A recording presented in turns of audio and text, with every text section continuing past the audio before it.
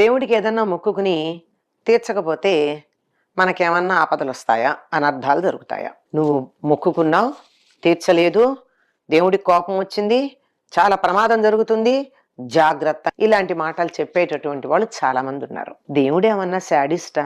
అన్న మాట తీర్చకపోతే వెంటనే కోపంతో మన మీద పగ తీర్చుకోవడానికి, అట్లా పగ తీర్చుకునేటటువంటి వాడైతే ఆయన్ని మనం దయాసముద్రుడు, కరుణాసాగరుడు అని చెప్పి ఎందుకు పూజ చేస్తాం?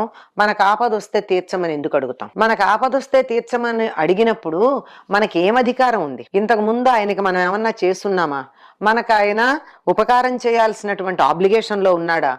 ఏమీ లేడే. అయినా మనం ఆయన్ని తలుచుకున్నాం, ఆయనకి నమస్కారం చేసుకున్నాం, నన్ను ఆపద నుంచి గట్టెక్కించమని ప్రార్థన చేశాం, ఆయన ఆపద నుంచి గట్టెక్కిచ్చాడు. అంటే కఠినాత్ముడు కాదు, పైశాచిక మనస్తత్వం ఉన్నవాడు కాదు, పీడించే గుణం ఉన్నవాడు కాదు.